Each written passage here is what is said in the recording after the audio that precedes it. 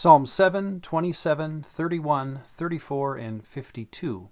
Each of these psalms reflects a period in David's life where he's running from Saul. And we know that because, well, not just what's in the psalm, but often by the superscription, that which is coming between the number and the first verse of the psalm. You'll see things like of David or the psalm, a psalm of David. This is in Psalm 7. That word of is actually just one letter in Hebrew, so it comes across as la David, of David. The tricky thing about that is that that little letter, the L letter, can mean by David, about David, even to David. So, is Psalm 7 written by David or is it written about him? It doesn't really matter. It's about that period. You can tell by reading it that David is running from Saul. So you'll hear in our passages today words like protect me, I'm being pursued, deliver me, and so forth. I'd like to talk about that word righteous again, based on how it's used in our Psalms today. We've talked about this before, but I think it's important again because of, again, now that we're getting into the Psalms, realize how important this concept is. We need, throughout the entire corpus of the Psalms, a stable, real, unsubstituted righteousness that is describable about a group of people. Of course, David is the ultimate or the concretized version of the righteous person in this poetry, but he represents others who are righteous, right? And then, of course, the villain in this in these lines of poetry is Saul, but he stands in for others, represents others who are also considered the wicked or the opposite of the righteous. The ungodly is another phrase. There's a lot of ways to describe both sides, in fact, but what is clear is that we have a constant appeal to God looking down upon the sons of men and seeing two groups, and only two. You're either one or the other.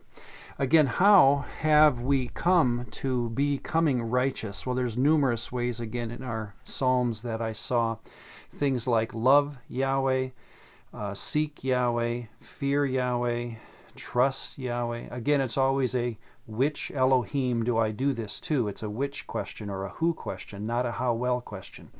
But that is, again, how we've understood the idea of righteous. And, of course, the idea of wicked is the same way. Is it 31 verse 6? I hate those who trust in vain idols. They take that loyalty that should go to Yahweh and they send it off to another Elohim.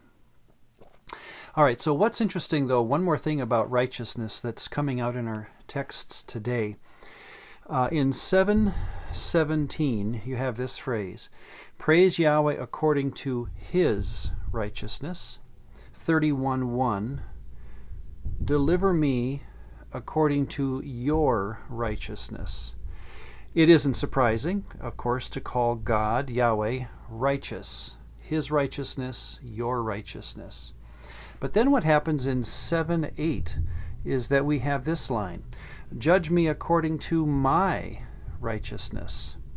All right, so how do we get the word righteous both for God and for humans? Is that possible to have this word mean the same thing for both people? If you're like me, you've been schooled on the idea that there is none righteous, no, not one. And there's this idea that's often taught that humans cannot be righteous because God alone is righteous. So where does 7:8 fall into play?